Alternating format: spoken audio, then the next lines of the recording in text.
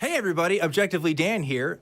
Last week we saw the Olympics get started, and boy howdy did it get started. There was a shot heard around the world for a lot of Christian communities because some people in drag happened to do a performance that vaguely may or may not have been the Last Supper. And I saw a lot of people get mad about this. I wish people showed that same energy for stuff like, I don't know, helping impoverished communities or, I don't know, doing literally anything else with their time. But hey, that's the world that we live in. But hey, maybe you're mad about the Olympics. Maybe you think this was all some sort of satanic ruse. If you do, then you should call into the show because it's starting right now.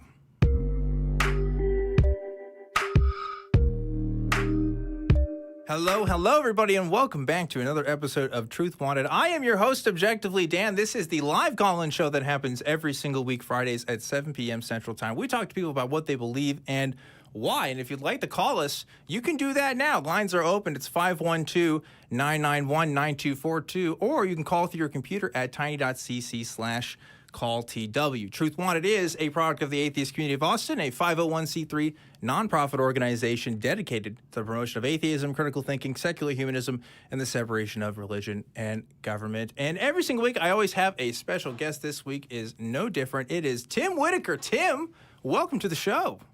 Hello. I just want to say that me from 10 years ago would be mortified to discover that I am on a show with that kind of an intro. Like, yeah. Oh my goodness. Yeah. Oh my, but here I am. Here I am. Things change. So it's great to be here. Thank you for the invite. Yes. Tim, you're the founder of an organization called the New Evangelicals, co-founder, I suppose. Well, maybe we can get into that in just a second and talk about some of the work that you do with that. Sure. But before we do that, I just want to jump in straight and address something. You may have noticed I'm not in my home studio, and that is because I was streaming last night, and my hard drive laptop just went kaput. And I couldn't get a hold of anybody from the crew.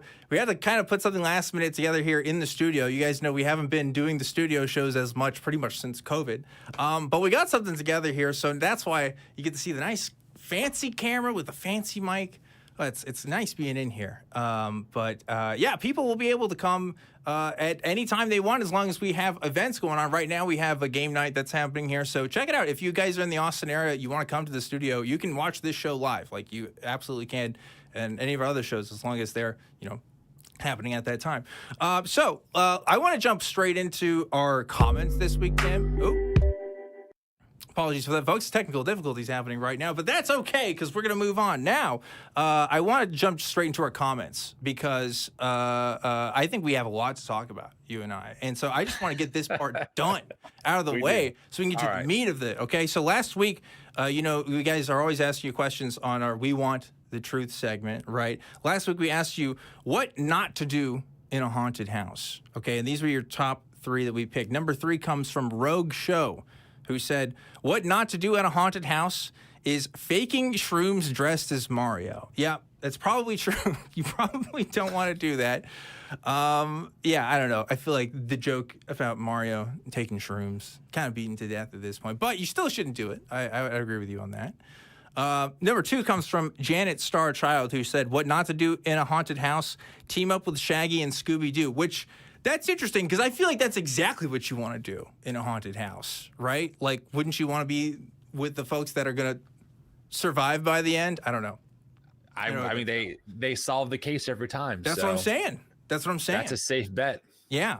Number 1 comes from Donkey Butt, who says, what not to do at a haunted house, get scared and punch the ghouls. And that's very true. You probably shouldn't be punching people at haunted houses, ghost or living. I imagine it's not great for the ghosts either, although whether they feel it or not, I guess, is up to your interpretation of ghosts. So there you have it. That's our top 3 for this week for our comments. Thank you guys for submitting some of those. Our prompt this week is going to be, when is a bad time to break up? Okay, so a little ambiguous, a little open-ended, but I want to see what you guys got. Now, Tim, I said this is the prompt this week, and you're like, I'm locked in. Let's go. So let's hear it. When's a bad time to break up? This answer could hit, it could miss, but I'm going to swing the bat. I think it's a bad time to break up. Let me set the stage. You are the manager of a paper company, and you end up dating one of your employees' moms, and you go on a few dates, and things are going great. And you eventually convince that employee, because she wasn't on board with her dating your mom at first, but you convince her and her husband to join you for lunch for your birthday, where you then decided to break up with your employee's mother in front of her and her husband. Wow. At dinner because of her age difference. Wow. That's a very interesting fictional story that was based on nothing that happened in reality, I imagine, right? Well, if people are huge Office fans, they know exactly what I'm talking about. Oh, is that a reference to The Office? That is a direct I thought you were to talking about Office. something from your personal life. No. See, like I said, this could hit, this could miss, but if your name's Michael Scott, you don't break up with your then girlfriend at your birthday breakfast with her daughter and her husband right in front of you. So there you go. That's bad time to break up. That's true, man. The Office. Wow. Okay. That totally missed me. Sorry, folks at home. I have not seen all of The Office. Okay. So I don't want to be that guy and identify myself because I know you guys are going to come after me in the comments, but I haven't seen it all. I have a lot of people that say my dad looks like Michael Scott, though. I got that a little growing up, which is very interesting. Because fair. I'm like you, Tim, or I'm a big guy. I'm like 6'5". My dad's like 5'10", and he's just we don't look like we're in the same family, but we really. So is my dad. My dad's like 5'10", 5'11". I'm about 6'4". I don't know. Don't know. But I am. I don't know what's up with that. Okay, so I want to talk to you, Tim. I actually said I stumbled for a second because I said co-founder. I actually don't know. Are you the founder or co-founder of the New Evangelicals? Just yeah, I am the founder. No, I'm the person who unintentionally started what is now the New Evangelicals. But yes, I'm the sole creator. But now we have a board. We work with a lot of contractors, so it's definitely bigger than me. But I was the person who started it. Okay, yeah. So what is the New Evangelicals? Well, I mean, on paper, our mission statement, so to speak, is that we're an inclusive, Jesus-centered organization that holds space for folks marginalized by the evangelical church. We advocate for accountability inside of evangelical church spaces, and we help people explore the Christian tradition beyond what I call is the basement of evangelical fundamentalism. So those are kind of the three main things that we do.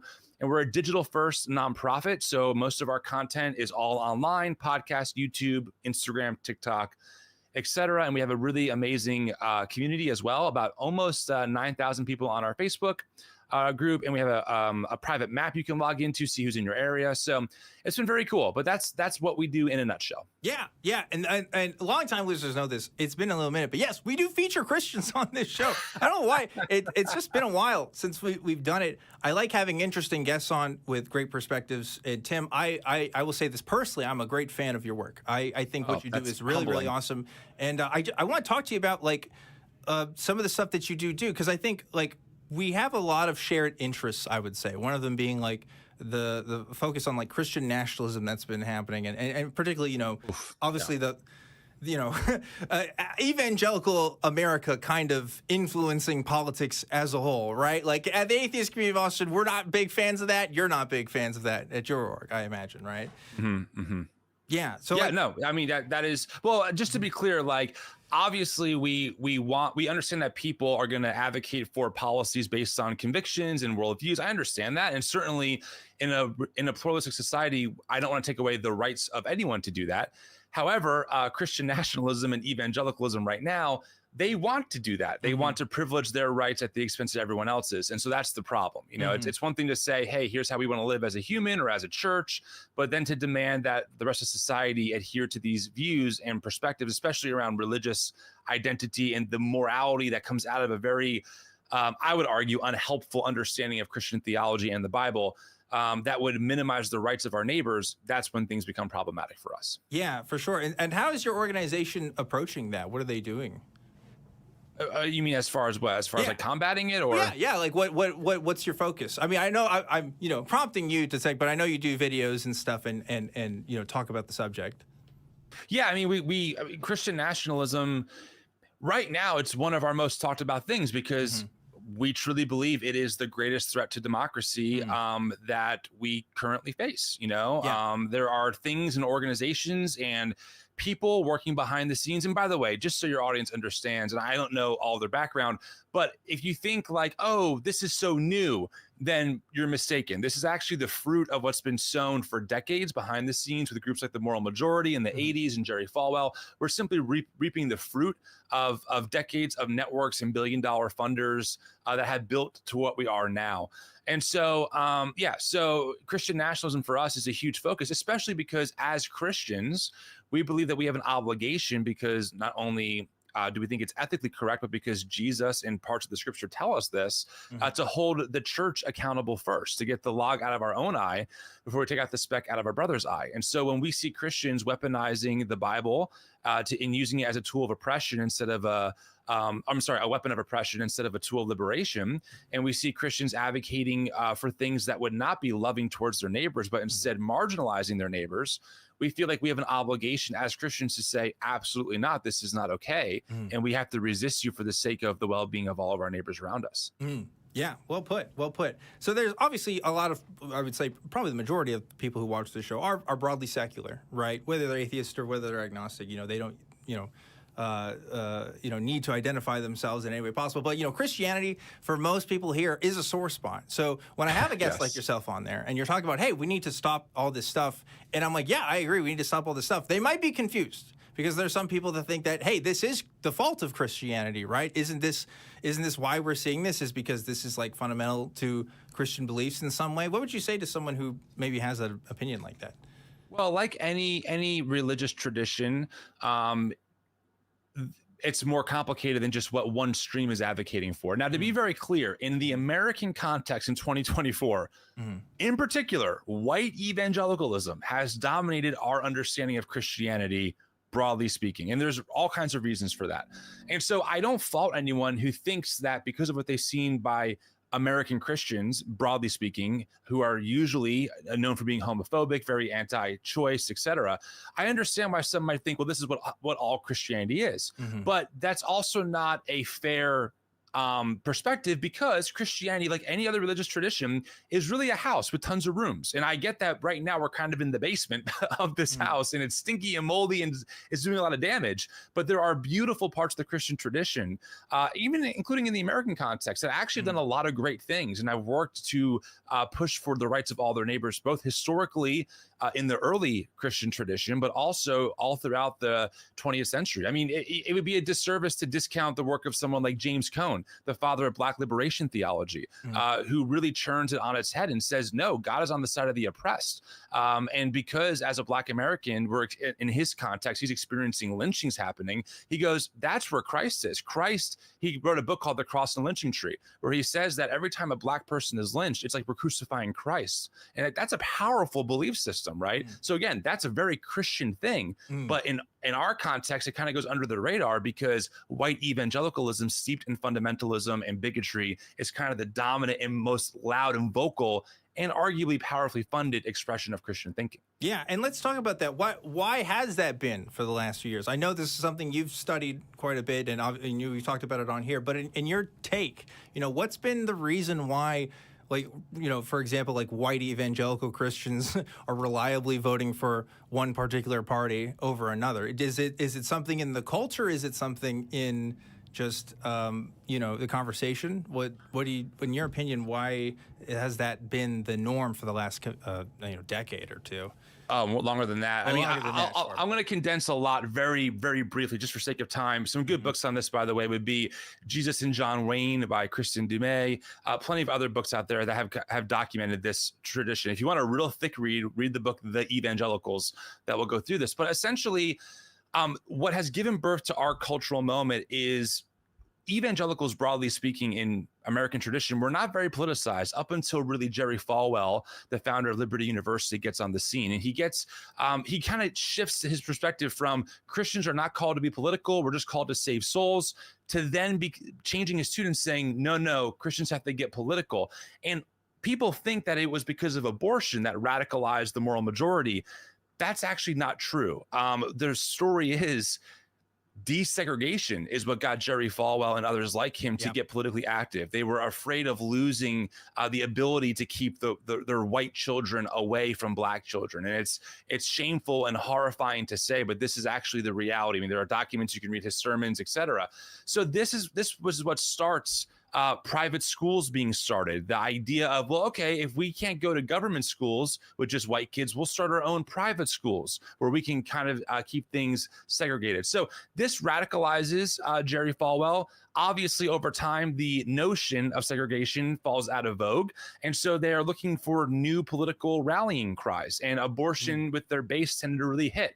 And that's what kind of formed this moral majority coalition, trying to, we might say today, bring God back to America, fight for family values. So that becomes incredibly well-funded. It becomes incredibly popular. It becomes incredibly powerful in terms of its advocating for certain policies. This is also when we see the evangelical vote really shift from a more democratic-leaning idea of like Jimmy Carter, who's actually an evangelical, to being completely decimated by his own people in favor of Reagan. And ever since Ronald Reagan, white evangelicals have been firmly in the pocket of the conservative movement. And of course, over time, it's evolved and changed, and new networks have grown. But that's kind of what we're here. That's what we're experiencing now.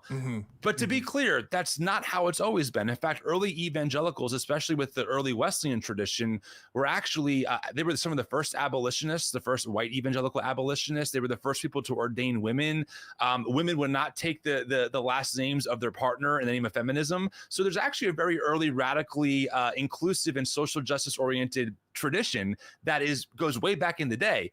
Unfortunately, that's been hijacked now by militant evangelical fundamentalism, and that's what's given us the MAGA movement and just a lot of the birth of like these right-wing organizations like Turning Point USA, et cetera. So yeah. That's a very condensed version of that.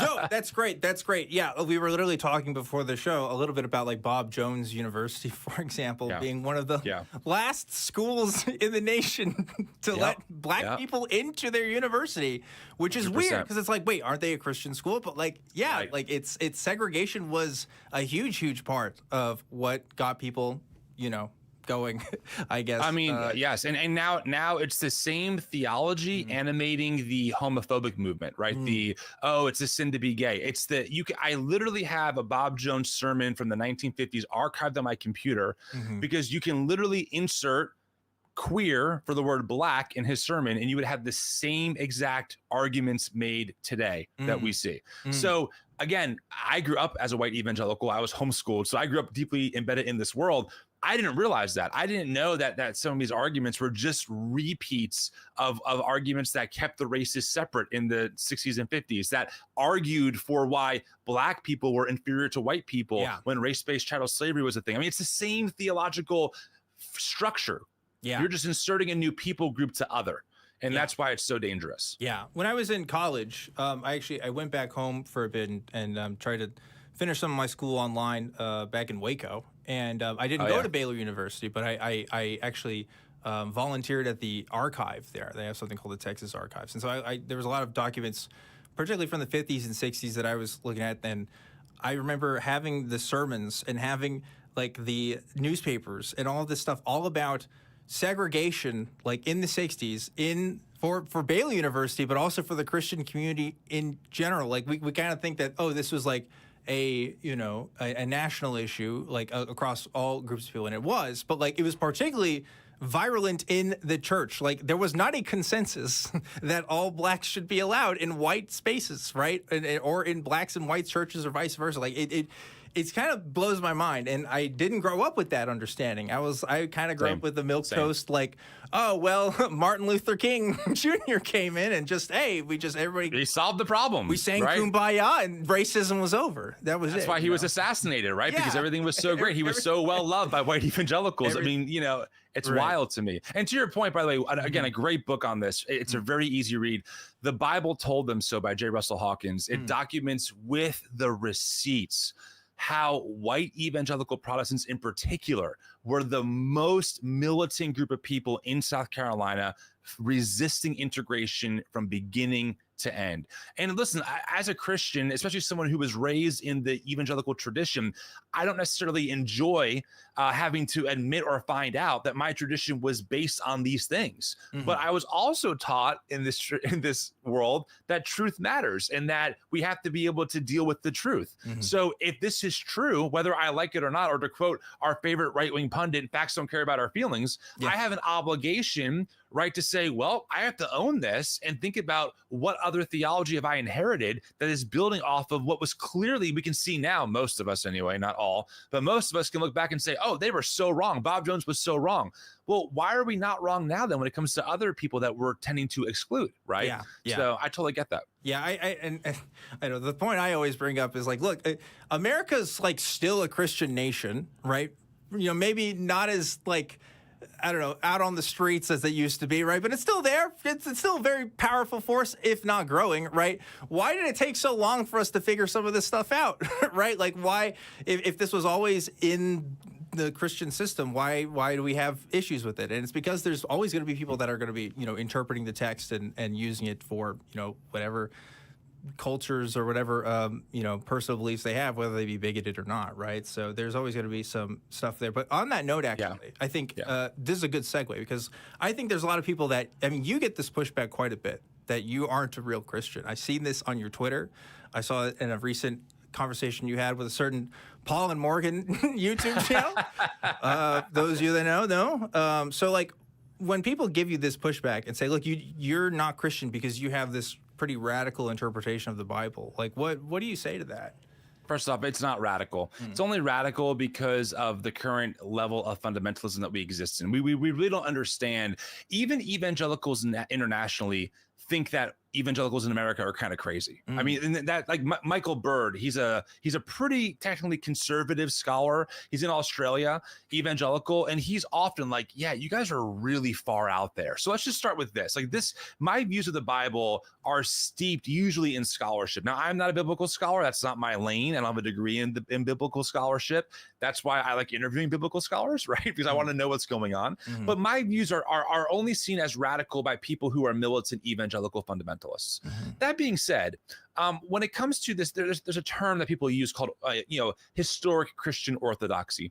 And what they mean by that is, do you affirm things like the Nicene Creed? Do you affirm a physical resurrection, like belief-wise? And for the record, and this is not a belief I push on other people because I understand why folks would not believe it, but I personally would affirm historic Christian beliefs like that, like the Trinity and the virgin birth. I have no problem affirming that stuff. Like, do I know how it works? No. Am I going to say I have certainty that it even happened? No. But it's a belief that I found a lot of meaning in. So I have no problem affirming, saying, yeah, I believe that it did happen.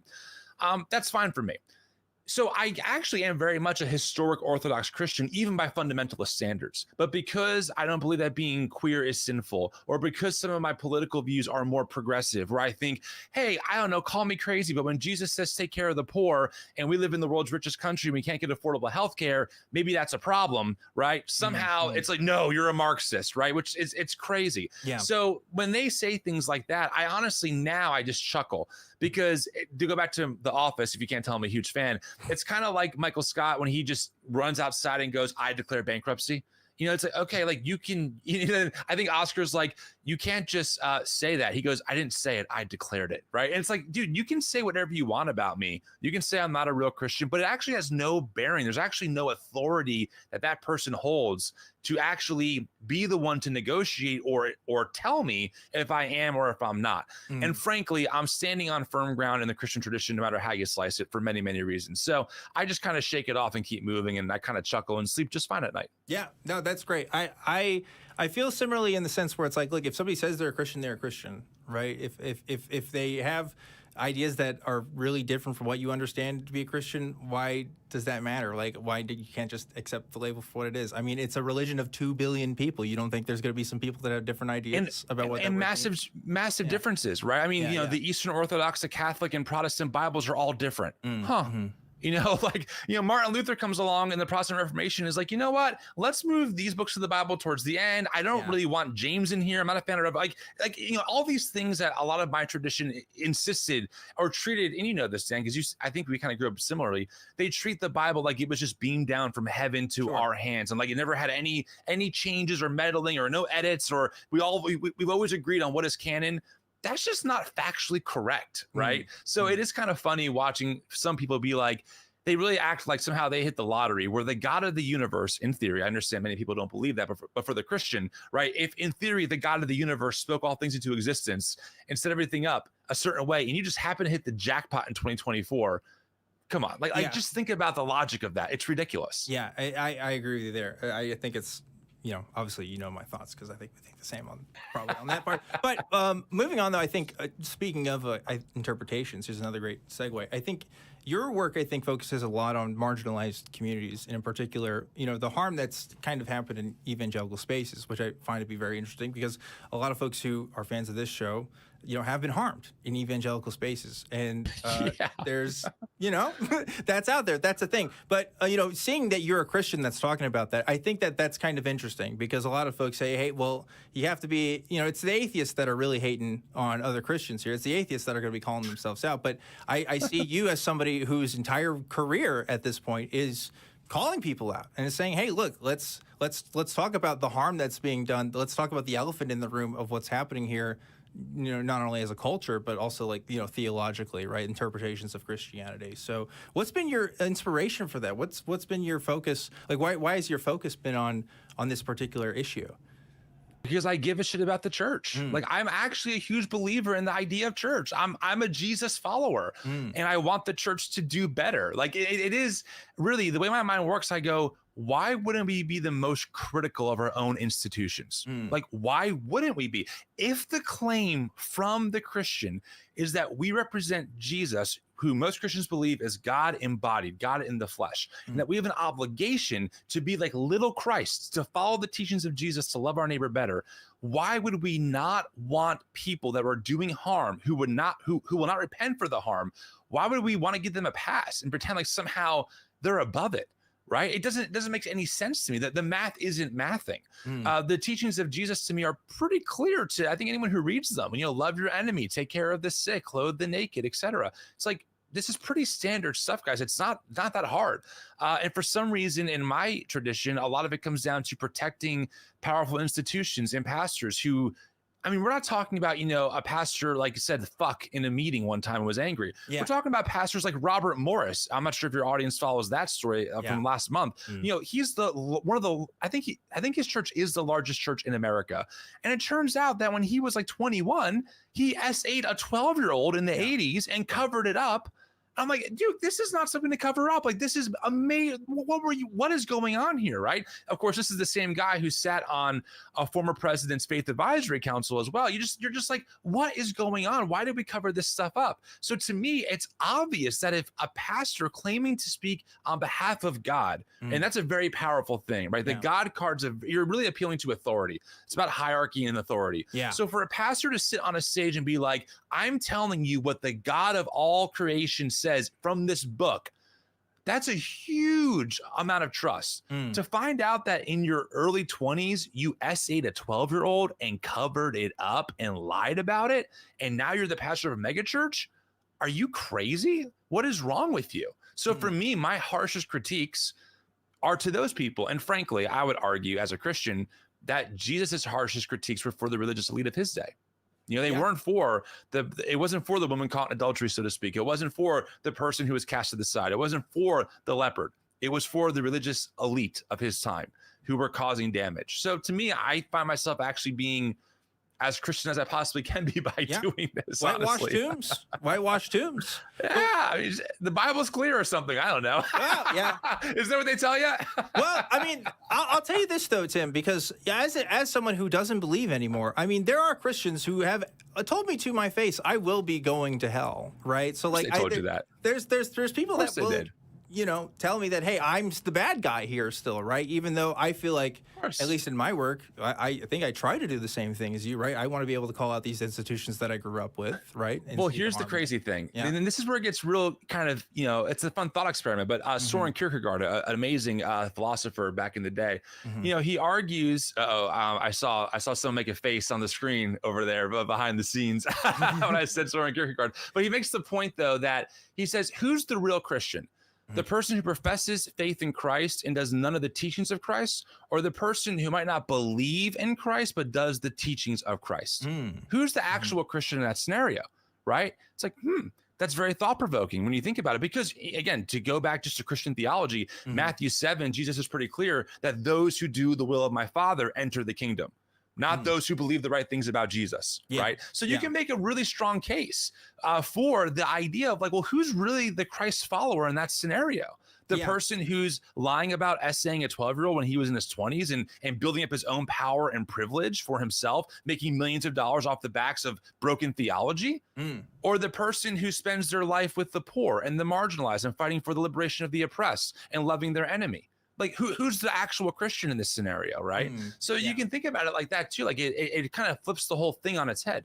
Yeah. I will say, you know, they're and I feel this way myself, you know, when we talk about morality in particular, like where we still make appeals to the Christian God, you know, if we're still making appeals to the Christian systems of understanding of right and wrong, I think that does give me pause because I have a very different understanding of right and wrong from what my Christian tradition has taught me, and certainly, you know, probably more similar to your Christian tradition. But I have to wonder if it is the majority of Christians in the world that do believe a certain way, and if it is a different way than what I think, do I even care if Christians think it's right or wrong? Do I have to follow my own compass with that? Do I need to make appeals to what Jesus would do or something like that? I mean, like, you know, as an atheist, do you think that I can still, you know, amplify being good to somebody without having to make comparisons to Jesus? Or do you think Jesus is still like a standard by which people should be compared to? Or do you I mean, well, for me as a Christian, right? And again, I'm gonna make this really clear to your audience. This is a me personal thing. This is not me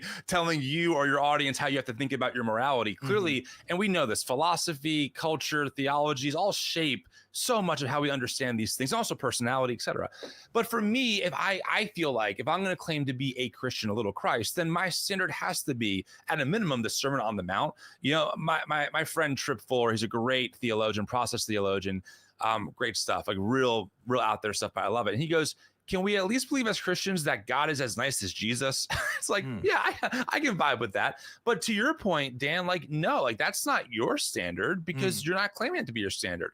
I mean, one thing I think that's so important to maybe kind of connect the dots is that we can have different beliefs and still share the same values, right? Yeah. We can have different beliefs about the world, God, theology, but still share the same values of how do we love our neighbor well? You know, how do we think about the least of these? How do we think about more just systems that keep people from falling through the cracks? I can get there through a pretty robust Christian tradition that's not evangelical or fundamentalist, and you can probably get there through all kinds of philosophies, you know, built by legitimate atheists who have thought through these things, right? Sure. So cool, like high five, let's get to work. Like, let's make the world a better place, you know? So that's kind of how I view it. Yeah. 100% with you there. I, you know, like if I were to become a Christian again, I would have to be like the anarchist kind. You know what I mean? Like I can't fight for unjust hierarchies, right? I'm going like full commie Jesus, honestly. Like because that's the interpretation that when I read it kind of makes the most sense to me. Now, I do think Jesus has some problematic stuff that,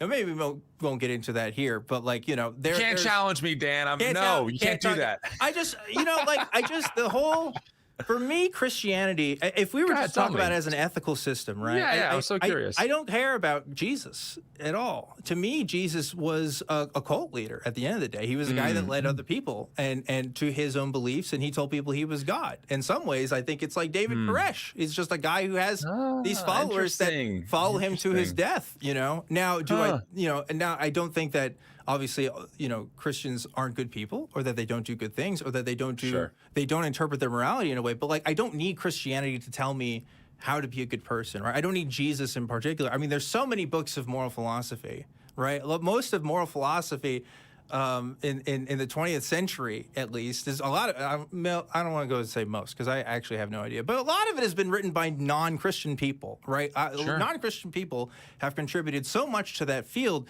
and have challenged my thoughts in a way that Christian traditions typically have not. You mentioned there's just a few. Kierkegaard's one of them, right? But like, I just feel like for myself, it's hard for me to go back to that and say, well, this is the be-all, end-all. This guy was the model right here. Because I don't know. Maybe I'm just a 21st century man. Maybe it's hard for me to go back to traditions, right? No. I mean, listen, I share some of those sentiments of my own rebellious ways for sure. I don't discount that at all. And, you know, to be clear, you know, Dr. Adam Clark, an amazing liberation theologian, does some great freaking work on like James Cone and stuff. You know, he makes a great point that it's not, Christianity has never been singular.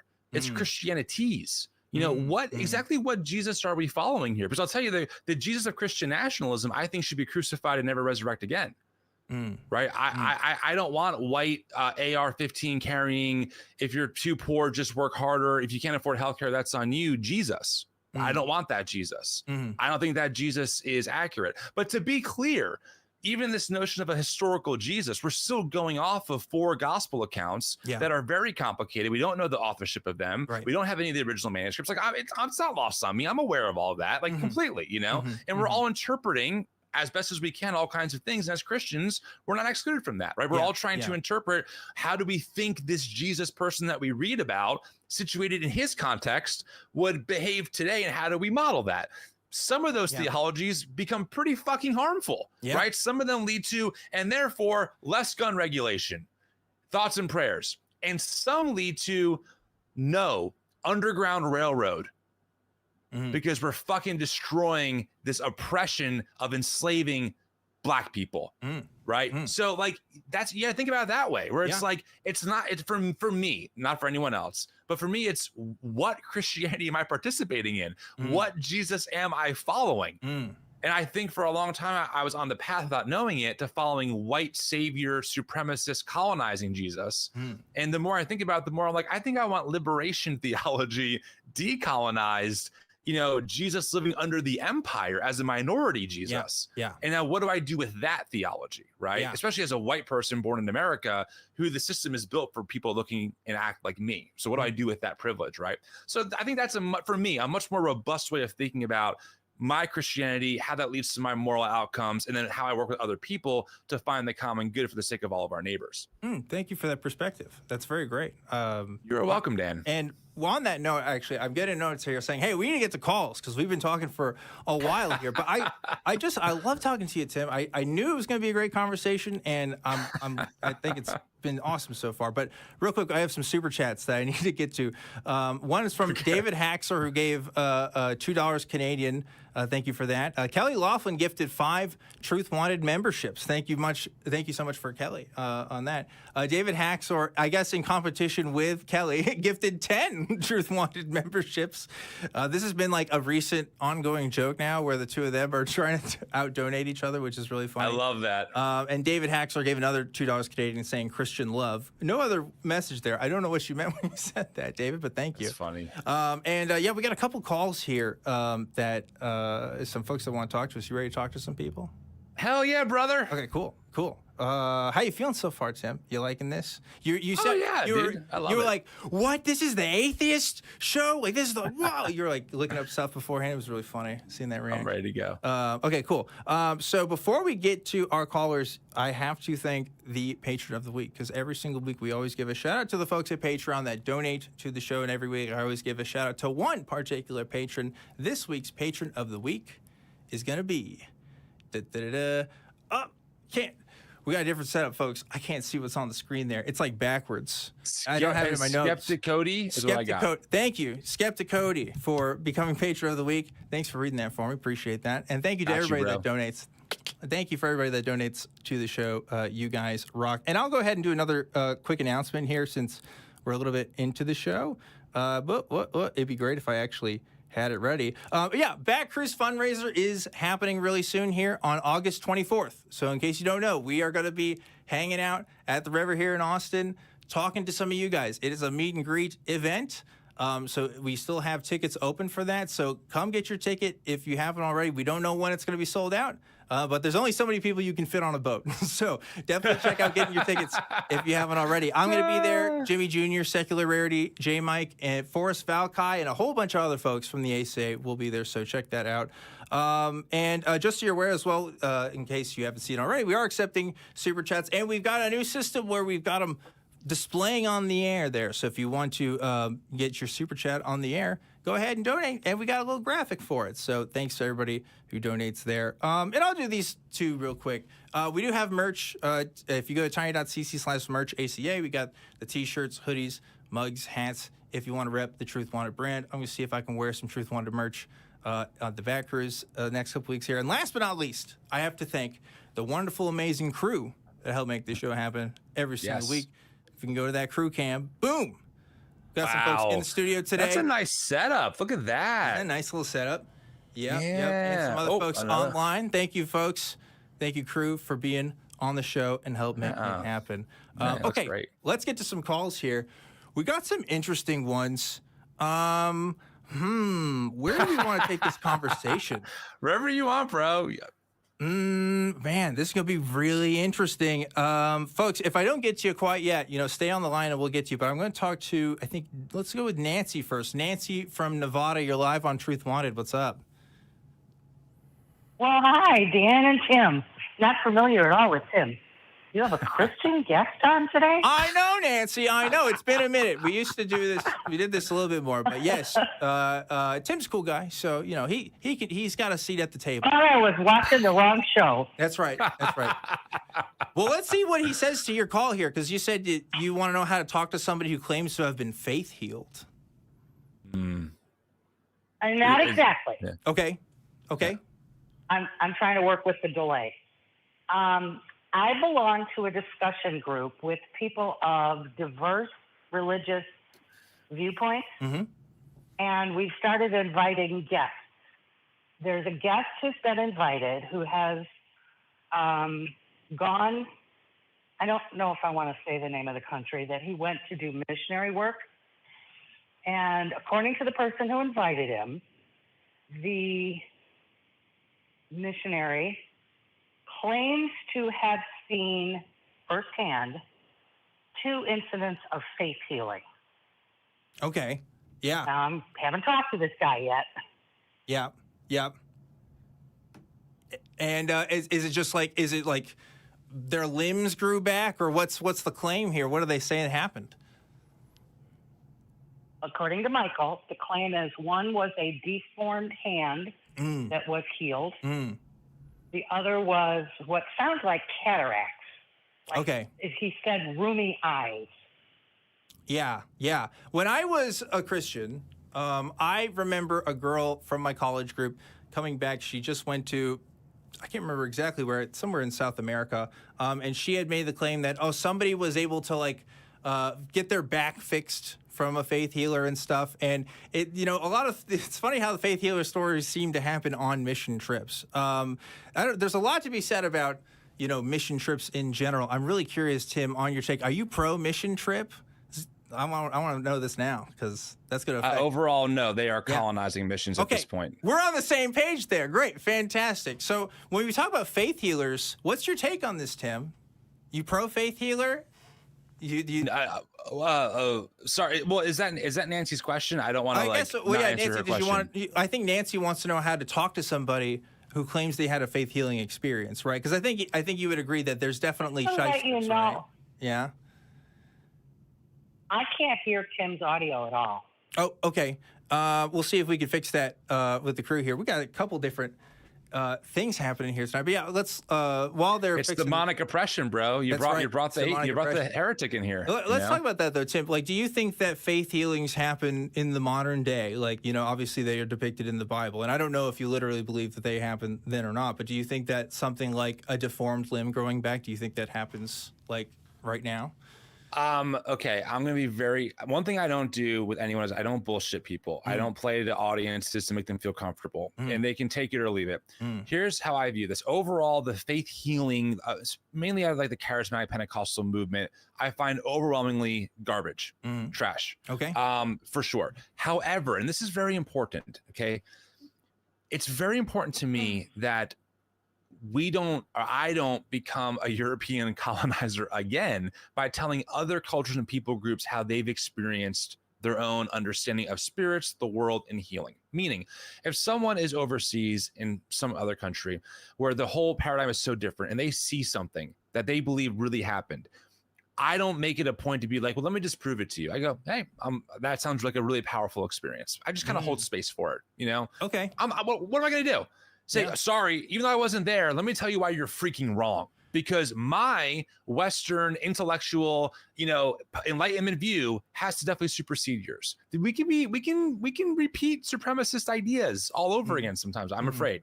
Yeah. And so for me, it's more about holding space for people where I just say, wow, it sounds like a really powerful experience. How did it make you feel? Did it change you in any kind of way? And I just kind of look for those moments because I have found in my experience, if someone really believes something has happened, especially like that, you're not going to convince them out of it by trying to give them what you think is logic and facts and data. They're just, you kind of become a wet blanket. And I'm very pragmatic in how do I, maintain the relationship with that person to still maintain a level of trust. So when that person maybe one day starts repeating Alex Jones talking points and I challenge them on that, I have buy-in with the person. You know what I mean? Yeah. So that's how I kind of think about it personally. But as far as as far as faith healing goes, or like your Benny Hinn's of the world, absolute charlatans, absolute garbage. Prosperity gospel theology is harmful. It is an ableist movement for sure. It is very much steeped in capitalism. So I'm very much against it. But when it comes to individual experiences of something that they can't explain, I'm not one to be like, well, let me tell you what actually happened and why you're wrong about that. That's just not that's not really my business. Okay. Let me ask you this then, because like you speak of Benny Hinn, I think that's a great example. Like if there's somebody that is like buying Benny Hinn's miracle water and stuff, right? And so like now it's not just like an experience, right? There's a financial incentive involved. And I know that you're aware of this, right? Where people can kind of buy into these systems. Sometimes that manifests in the form of like an MLM, right? Sometimes it's just a ministry that is just doing absolute garbage, right? Do you feel like there's something in you that wants to kind of stop that? Oh, yes. I mean, when it comes to is someone being caused harm, right? I think it's a different kind of level, right? Again, going or hearing a story about someone being healed somewhere else, okay, like believe it or not, it doesn't really affect that person, right? It's not causing them harm to believe that. When they start giving money to someone like Benny Hinn because they're so desperate for a miracle, I mean, we have to keep in mind, people who give money to these people for miracle water or for prayer cloths, whatever, they are at the end of their rope. They are so freaking desperate for anything to happen that they're willing to give a person money in hope of a miracle, right? These are not people who are, in the best spot usually. So it's so exploitive what happens to them. And I feel like we have an obligation to say, let me help you here, right? Like this is so bad. This is such a bad path to go down, and hopefully giving them a better option. But yeah, I'm totally all in favor of that for sure. Yeah. Okay. Nancy, what do you think? Is this a situation where you feel like you have to intervene with this person that you know, or is this something that you feel like maybe you just let it go? Okay, so the person was invited specifically to tell his story. Okay. But this is a group of people who are very respectful of each other. We don't try to get people to change the way they think. We don't want to, we don't bully anybody. This is a very respectful group of people who are having a conversation. But I have questions. And my first question is, did you actually see this, or did you hear it from somebody? Sure. That's a good one. All right. So then, was there any kind of medical documentation of the before and after? Yeah. And was it written up anywhere in the newspaper? Did anybody take a video of it? I want to verify that this person is not just telling a story. Sure. Yeah. Sure. And it, oh, go ahead. Can I offer a thought on that? Yeah. Nancy, I first off, thanks for the question. I think it's really powerful and it's a really good question. Here's my bottom line, just very blunt advice. I would approach with curiosity, right? I think nothing wrong with asking questions. Ask the questions in good faith. Hey, wow, that sounds unbelievable. Like tell me more, right? Well, wow. Okay. Now listen, if for your own sake, you need to feel like you need verification, I totally get that. But I will tell you this, that I love that you're part of a group that's willing to hold space for people and just kind of let them say something, of course, within reason, without harming people, etc. But be able to share their belief or their experience with the group. And they go, wow, thank you for sharing. And they're open to maybe hearing more questions. I think maintaining that sense of, so-and-so, that's really powerful. Like, did you see it happen firsthand? Did someone tell you? Like, tell me more. I think we'll kind of lower that person's defenses as you kind of get more information out of them, where they know that you're not trying to attack them or belittle them. You're really curious and want to learn more. That approach has helped me in my life when it comes to talking to people that I think might be believing something that might be pretty dangerous. Instead of saying, here's why you're wrong, which usually tends to cut the conversation off, approaching with curiosity tends to keep the line of communication open to hopefully help maybe nudge them to think about things critically and plant some of those seeds. Yeah, I think I echo some of that too, definitely. Like with this show in particular, I really like to build rapport with people that I'm talking to, right? I mean, I've talked to people who believe in flat earth on here, right? Like you guys have seen the show. I've talked to people who have like wildly different ideas than what I have, right? So it turns out when you just say, oh, that's bullshit, and you're wrong, 99% of the time it just doesn't work with people's beliefs, right? People have lots of psychological mechanisms that keep them in place for what they have. But one of the things I think that you can implant at least a seed of doubt, or at least a seed of hey, maybe I should look into this more, right? Because I mean, if faith healing is real, I think we need to have some. I think you're right. I think you're like, yeah, we need to have some good stuff for this. I'm not just gonna believe some guy that said, yeah, my toes grew back the other day. Like, okay, sure, you know, I would want to do the same thing as you, right? Find that documentation or whatever, but.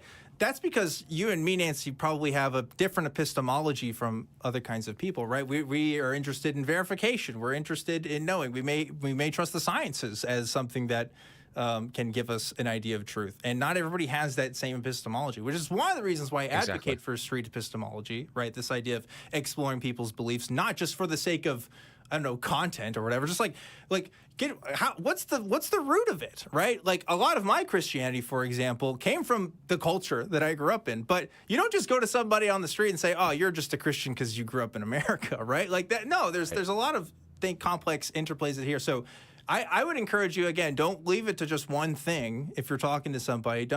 And maybe to Tim's point as well, right? Like hammering it down maybe isn't the best, but I think building a relationship with that person, at least as a start, or regardless of where you go, is probably the right move.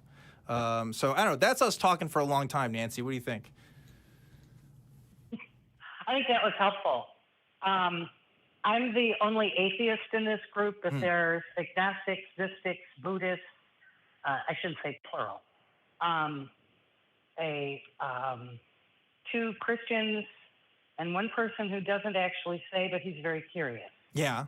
And how does that make you feel, being the only atheist in that group? Fascinating. Yeah? It's fascinating for you? Well, they welcomed me. Oh, that's good. They welcomed me. Wonderful. They were like, good. We need another way of looking at things. That's great. That's wonderful. Well, awesome. Yeah, it's a great group. Yeah, sounds like you got a great group going on. Well, Nancy, I'm going to go talk to some other callers here, but I appreciate you calling in. That was a great little topic there. So thanks again for Nancy. Giving us something to talk about. Thanks for taking my call. Yeah, have a great rest of your evening. All right. Yeah, that was awesome. Really interesting. And this is fun. I've never been on a show where people calling live. Yeah, oh, this is addictive. Cool, huh? Yeah. I mean, this is fun. So you keep saying this, Tim. You're 100%. You know, you're giving it your all. I'll give you my all. I think all faith healing's bullshit. I don't think any of it's real. If somebody said I've been healed, I'd probably do the same thing that Nancy's doing. Like, cool. What are we talking about here? You got a video, you got a doctor, you know? Yeah. No, listen, I'm with you when I don't think that faith healing is a real thing overall. I really don't. Yeah. I leave room for the unknown and for the mysticism of the world because I get that. That's me. But I guess what I'm saying is like, why would you feel the need to if a person told you, Dan, you know what, I had this experience that like changed my life and like I can't explain it. Why is your first inclination to be, well, I need the proof? Like, why does that person need to prove anything to you? Why can't we just hold space and say, hey, I'm really happy that worked out for you. Like, that's really cool, and just move on. I'm not trying to push you. I'm just curious, why that's the first response is I need verification. It's not really about you. It's about that person's experience sharing it with you, right? Just a thought. Yeah, that's a good thought. I think what I would say to that is, when people are sharing their experiences, sometimes it can be a reflection of my own experiences, right, in a church. And from my perspective, right, as an atheist, I feel like a church has lied to me in some sort of way, right? And there was harm that came of those lies. I had to detangle that. And that's part of the deconstruction experience, even if you still... I say end up as Christian, but really it's a lifelong journey, right? Like you don't know where it's always going to be. And so like when I feel that and I see and you see that happen, I don't want people to be taken advantage of. So there is 100%. Something in me that's like, hey, I want to call it out. But I'm with you, Tim. Like, look, just saying, hey, that's bullshit. That's not going to work. Never has. It just doesn't. I don't advocate for that. I don't practice for that. But at the end of the day, too, somebody's got to say when something's wrong, right? There has to be some line. Right. We can't just be like, all right, let's just let all the grifters of the world, make their money. If your back is broken, you claimed it was healed, and X-ray shows it wasn't healed, you still need medical help. Yeah, right? exactly. Totally get that. I think maybe you raise a good point, but I try not to get my hackles in a race. I don't think I would ever be like, you're just fuck you, you're wrong, or whatever. I just don't think it's polite. But also, I just don't think it's going to be in my best interest anyway. I don't think it's going to change anybody's mind on that point. Thanks for letting me push you on that. I was just kind of curious. No. Yeah, so it's really helpful. That's why you're here, Tim. Well, we're having a great conversation, so I'm really enjoying it so far. Let's get to this next call, though. This is going to be changing gears quite a bit. Something that would be interesting to talk with you about. We have Rogue Show on Rogue Show from South Carolina. You are live on Truth Wanted. What's going on? What's up, Dan? How are you?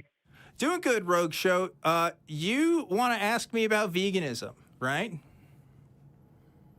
Yeah, I just want to get your perspective on veganism. Yeah, just like in general, or like, or what? Kind of in general. Like, I'm a meat eater. Mm-hmm. I'm a meat eater, so we might have some disagreement, but I kind of want to flesh some of that out. So. Sure. Well, when I first started this show, I wasn't vegan, right? I became vegan or started pursuing veganism in 2020. So, like, obviously, I grew up my entire life eating animal products. It's not like I suddenly became a completely different human being. I certainly still enjoy animal products, like, as taste, right? I didn't shun them because I did, thought they were disgusting. My shift in that was just trying to understand the ethics of why I did what I do. I'll tell you what it really was. You guys remember Pico, my boy Pico, my little cat. When, he, of course, isn't here anymore because of his feline leukemia. But when I first got him, that didn't matter to me. I wanted to take this little kitten in and take care of him, right? And I was thinking about, gosh, I'm spending all this time making sure he's going to the vet and putting this, food on his plate and stuff. And this is just one animal. Why don't I feel the same way with other animals? What's so special about this animal and not other ones? And I think it led me down this road of really kind of questioning that. I also knew, some other folks in my community who were already vegan, but like I actually started reading the books. I actually started kind of getting hard with it and, exploring works like, Peter Singer and, various other folks. I kind of realized, wait, this idea of carnism is kind of deep rooted in our culture. Like we kind of do have these sort of mandated ideas about what are the good animals and what are the bad animals and what are the ones that are okay to eat and what are the ones that aren't okay to eat. And most of that's just kind of bullshit. Like it's kind of based on arbitrary grounds. It's not necessarily for nutritional purposes or sentience purposes. It's just for pragmatic purposes and also for taste, right? And so like I just wanted to be more consistent in my practice, right? And so I started to try to eschew myself from animal products. And do I still partake in animal products? I mean, in some ways, yeah. Like I just got a new phone this week. I have no doubt that the creation of this phone involves some animal products, right? But like, what's the best that I can do right now? Well, I don't have to eat meat to survive, right? I don't have to even get good gains, right? And so like, I'm going to try to eschew that, right? I'm going to try to do as much as I can. And to me, that's what veganism is. It isn't just become a more righteous person so you can tell other people how wrong they are for what they do. This is a personal pursuit of me trying to equalize my own sense of morality, equalize my own sense of ethics so that I'm trying to at least be more consistent in my own path there. But anyway, that's kind of a long answer there. I don't know, Rogsha, what do you think? Yeah, that's a very interesting perspective. Because I guess a lot of people, there's like a big swing between vegans that hate people who eat meat and would condemn them at any chance they get, and the other swing is the other side of this swing where I can't personally eat meat, or I can't personally think of eating meat, but other people can do it. I guess my what my perspective would probably be is, I want to touch on that arbitrariness. Uh-huh. I actually don't really think it's that wrong to have that sort of arbitrary line, because I guess there are some animals that we know that are terrible, that would be terrible to eat, like dogs or cats or lions. Yeah. Based on maggots or something. Okay. Why not cows? Prevalent in, Rogue Show. what? Why not cows? Why would it be so terrible to eat a cat and a dog, but not a cow? Oh, wait, they have maggots too?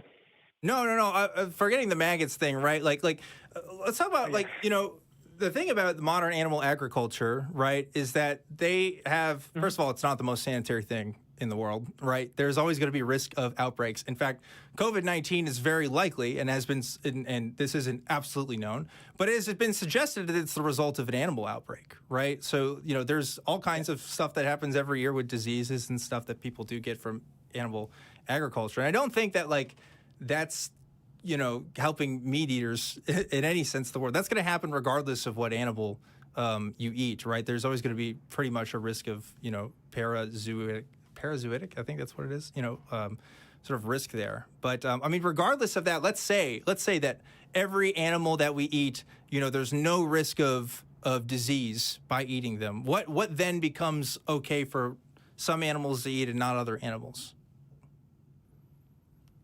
I think we're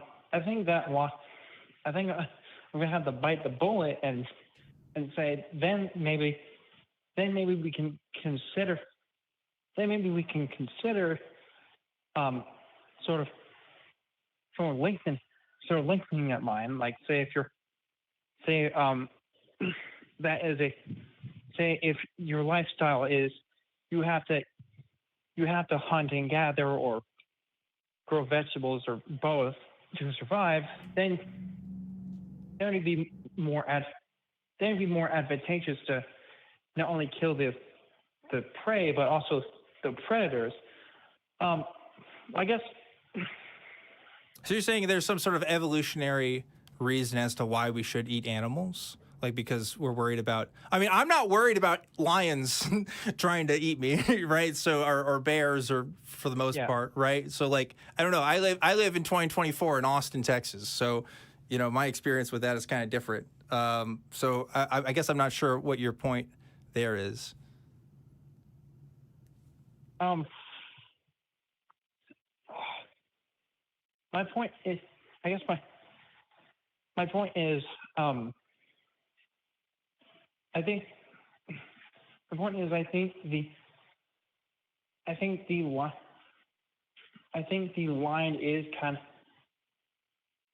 line is kind of useful because I'd say they now they're kind of sorry, I'm getting kind of nervous. That's okay. I'll take it back to Tim real quick because want to make sure I hear his thoughts on this too. Yeah. Tim, is veganism a topic you've explored? Honestly, no. Okay. I don't have a strong opinion, although I do think about the ethical nature of mass meat farming and the impact, and also just the animal cruelty that is part of the meat industry. I think that's something to really consider.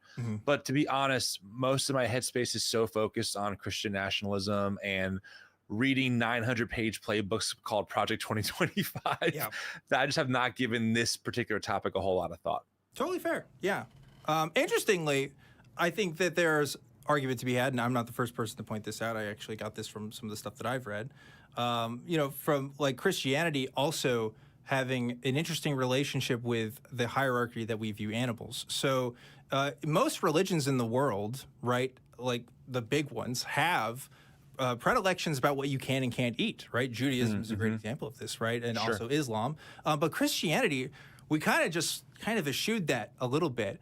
And that's partly because of this debate that Paul and others were having in the New Testament, which is kind of fascinating, that, you know, how much the gospel, well, not the gospel accounts, but, you know, the epistles can have on that. And also early church culture, like, kind of had this debate on what's clean and unclean food. And of course, famously, you know, it was Paul that has the dream that's like, oh, Peter. Excuse me, you're right. Peter has the dream where it's like, oh, everything is clean to eat, right? And so we don't have those same conditions that the Jewish religion does. But there's other things that suggest that there is a sort of a difference. So like when they talk about man was created, right? Man was created to rule over the animals, that we are the greatest in the creation and stuff. So there's like a history there of like putting people on sort of, I don't want to say a pedestal, but I mean, I guess it is kind of a pedestal. Yeah, right. Like above rest of creation in a particular way. And when we got to like the evolutionary sciences and stuff, for example, a lot of people had problems with that because it's like, wait, we're supposed to be special. How could we be, you know, just like every other animal on Earth that has evolved?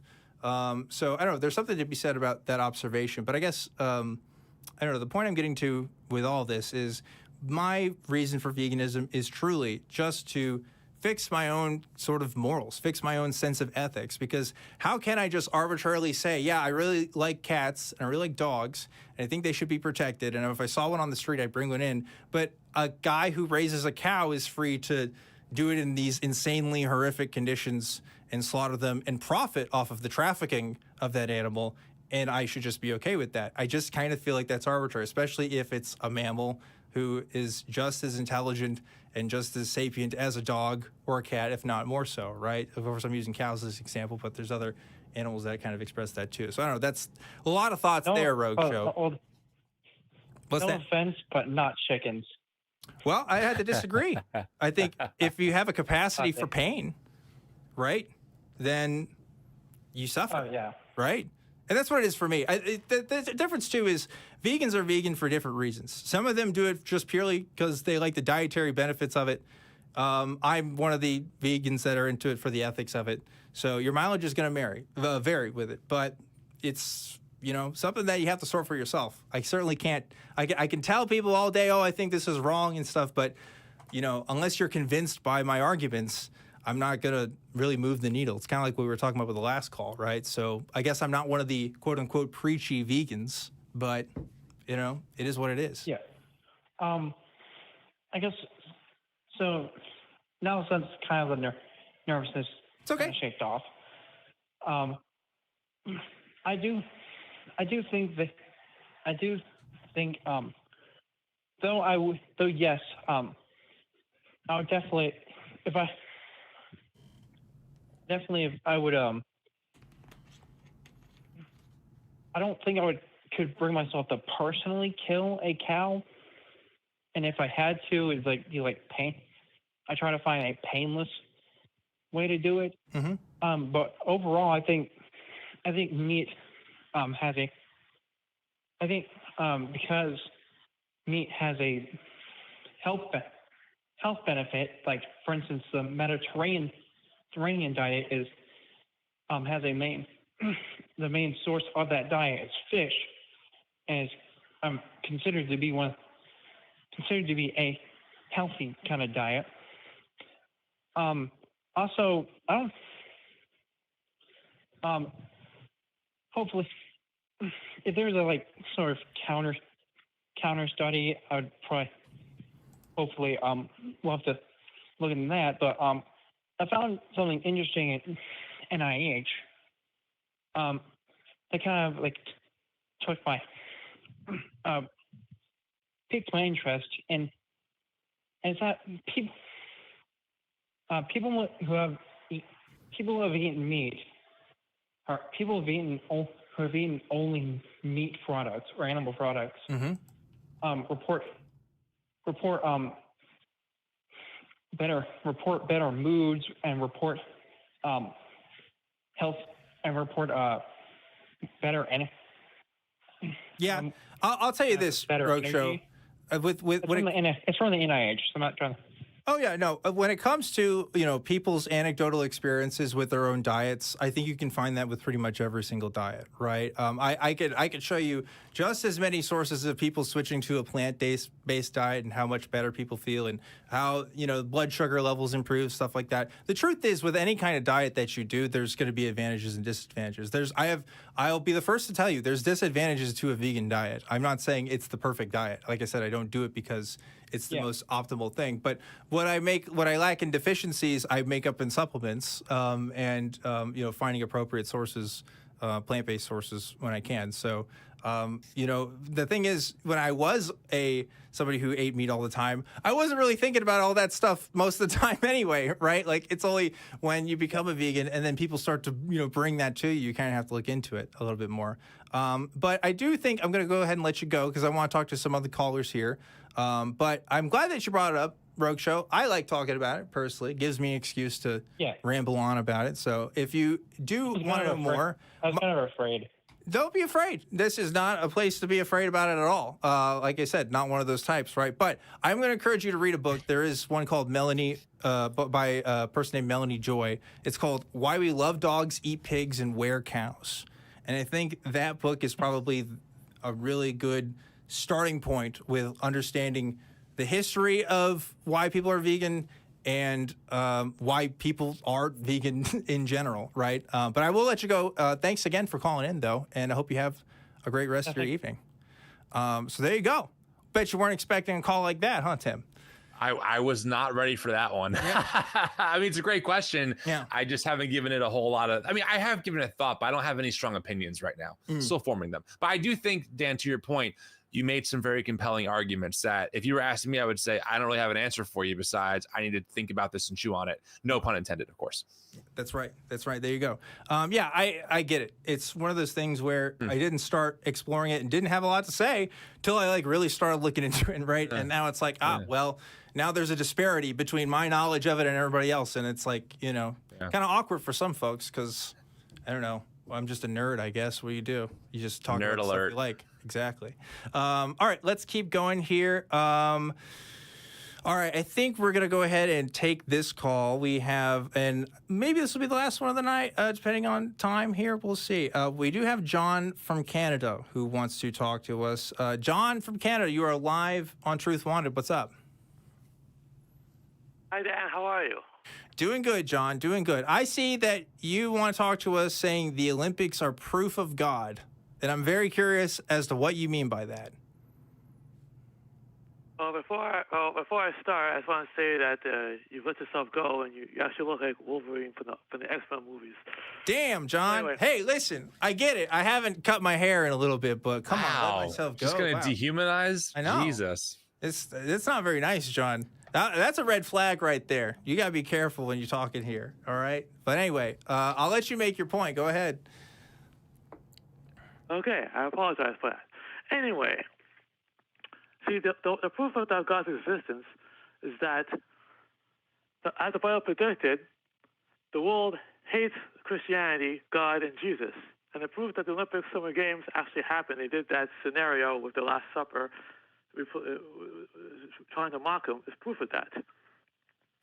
Well, that's what I'm saying. I mean, so I could make a prophecy right now saying I'm going to be made fun of, and which you did, and that doesn't make my prophecies true, really, right? If I just have a good guess there. I mean, that's kind of a general claim. But Tim is raising his hand, so I'm going to let Tim take it. Tim, what do you got? John, I want to make sure I understand. Is your premise is that because I think that you said that Christianity is mocked and attacked, at least in America, and the fact that the Olympics are making fun of the Last Supper is proof that God exists. Is that correct? Yeah, and the people who made that thing obviously hate God, and they're mocking him, and it also backfired because so many people are no longer watching the Olympics, and it's gotten so much criticism. So it was done in bad taste, which it was.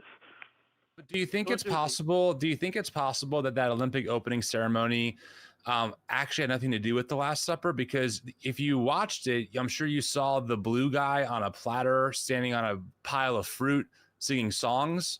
it wasn't really it had nothing to do with Christian theology. It was actually an ode to the Greek god Dionysus, which is talking about, it's really an ode to the Greek heritage of the Olympics. I mean, if you just watch the performance, you'll see nothing resembles the Last Supper. Even the image that's been circulated online, if you compare that to the painting from Da Vinci, which also, by the way, is not a biblical portrayal at all. They're all white men in a room. Right. But besides that, if you compare it, no one's in the same posture. There's a different amount of people on both sides. They're standing behind a runway. It was clearly just a screenshot and then spread on Twitter as, oh, look, they're mocking this picture when they obviously were not.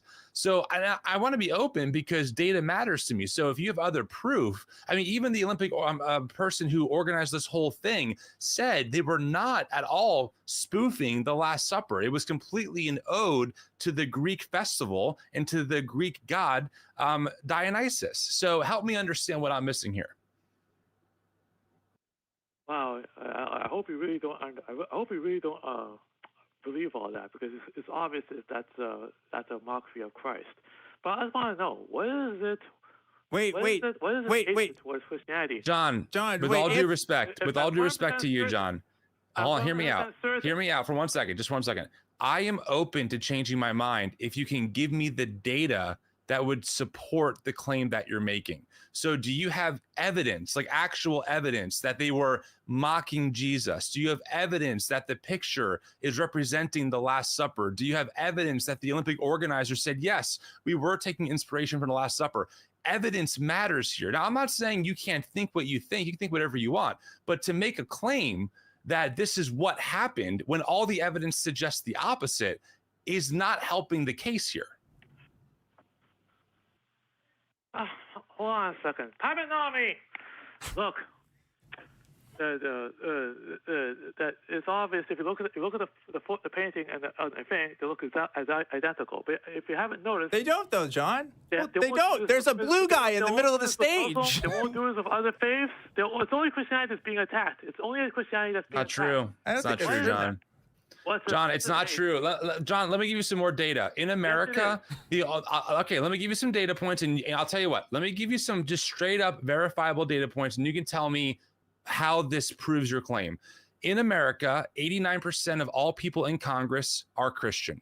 On our Supreme Court, 4 out of 5 of them are some form of Christian. They're Catholic or Protestant. In America, the only major religious music industry is Christian. The only major religious worship industry, church, whatever, church industry, it's all Christian. It's $1 billion industry. Christians run most of the governments. Christians have their own subcultures. There are 250,000 churches in America, way more than any other religious group.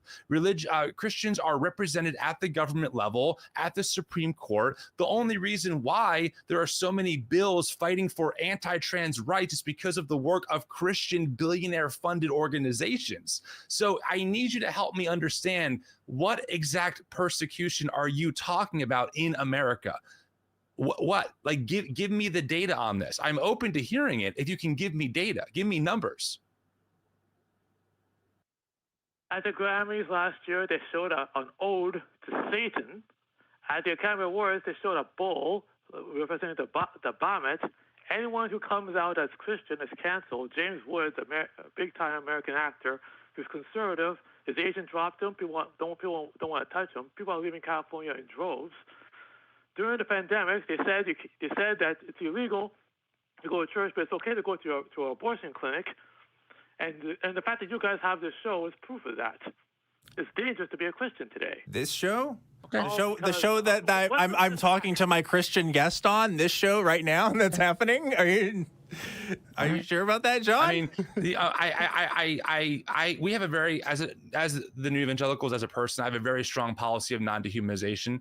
So, I'm not here to attack John or make fun of him or dehumanize him. I believe that he's made in the image of God and is worthy of that.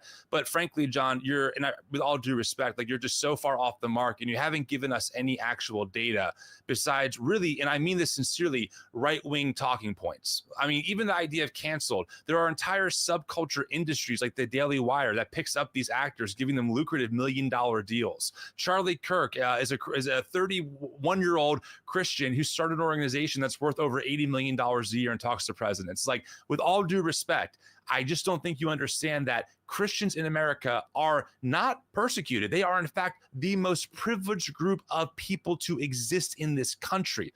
The rules are written in their favor. They consistently have fair representation. Most people in our government are Christian, etc. So I don't really have anything else to say besides, you're just flat out wrong on this. Sorry. Yeah. I am not wrong. We're being persecuted. Any celebrity who comes out is canceled. I don't think a conservative makes John, an ask for something, we're automatically shut down. John, it's not because it's not because they're Christian that they're being canceled. It's because they're saying something bigoted towards other communities. That's the difference. You don't have to be a Christian to do that, right? If you're making comments about trans people or you're making comments about gay people, okay, people in our culture, they're kind of not liking that. There's been a turn in that. And if that so happens to align in your Christian beliefs, that says more about you than it does about Christianity, right? Because I have a Christian here, John, on my show who is basically saying the exact opposite of everything that you've told me right now, right? And he so far has showed me more evidence that his claims are true than what you're telling me right now.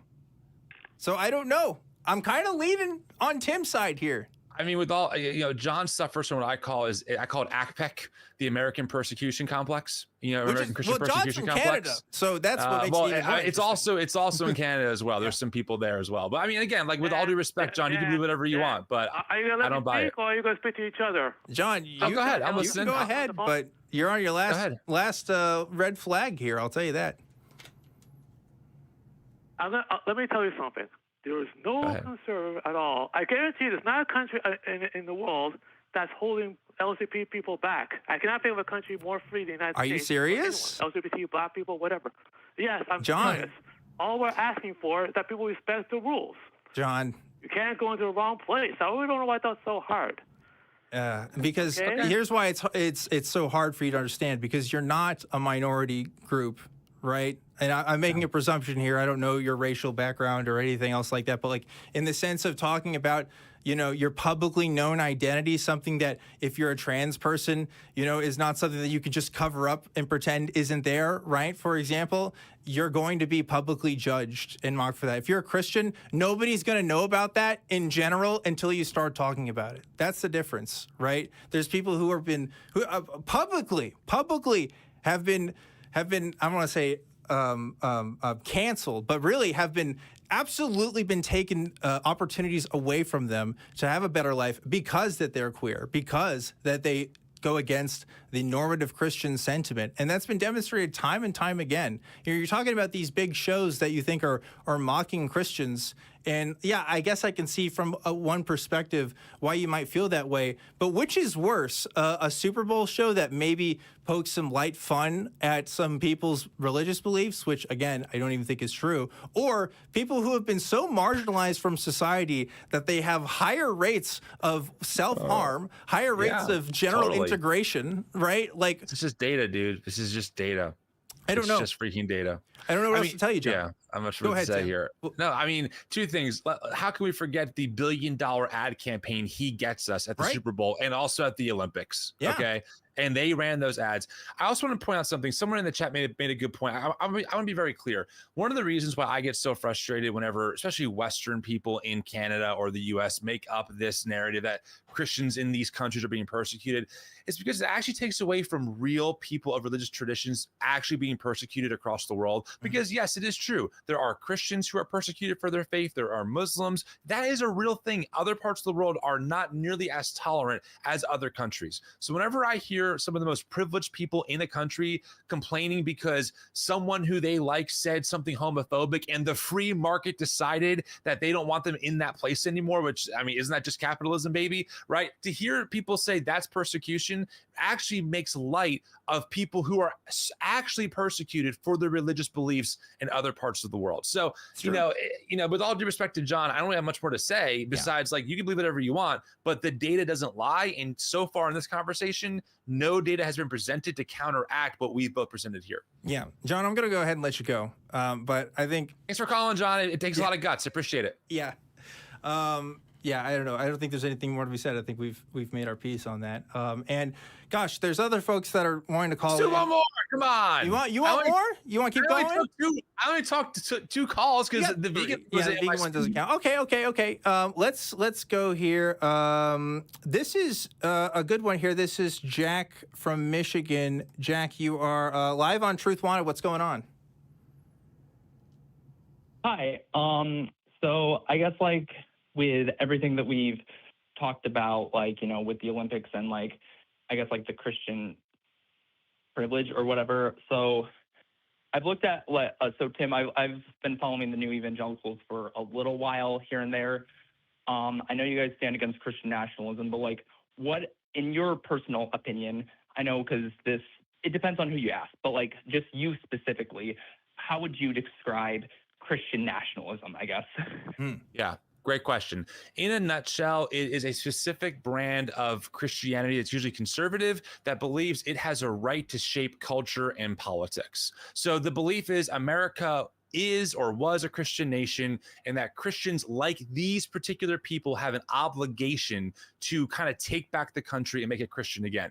And I want to be clear, by Christian, I don't mean the forgive debt every couple years and take care of the poor kind of Christianity. I mean, it's very hierarchical in nature. How are things ordered? Who's at the top of this hierarchy? Who's at the bottom? Who assimilates into what?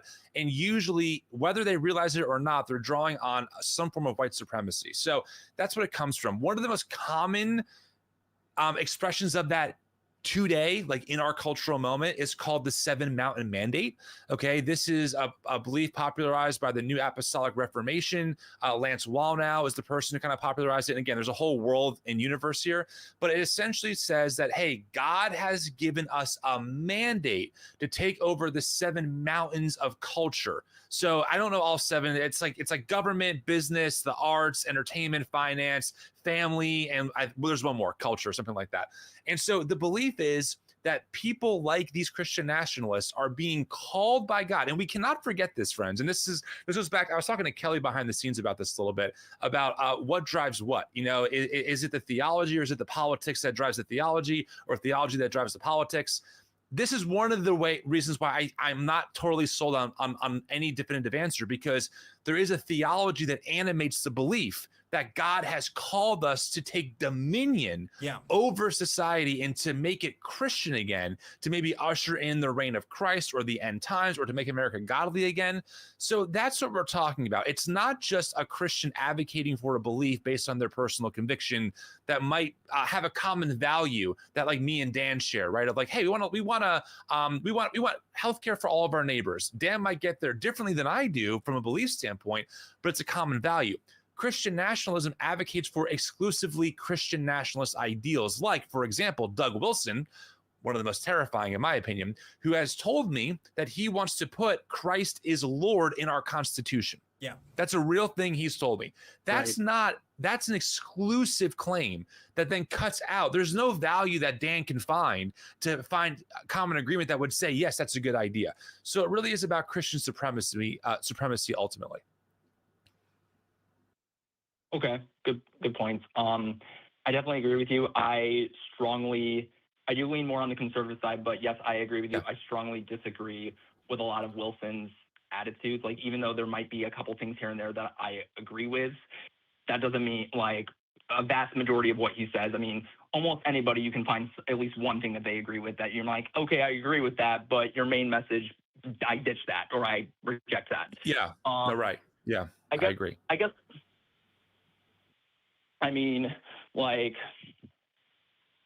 yeah, actually, no, I'm not going to say that because that might trigger some people. But so we'll see how that happens. But I guess like my next question would be like, would you say that like, and I've heard mixed opinions on this, but I don't know if I ever heard your opinion on this, or if you ever said this in like a video or a live stream, like, or the podcast. But would you say like 2 years ago, Roe v. Wade was overturned? Would you say that was a form of Christian supremacy or Christian nationalism?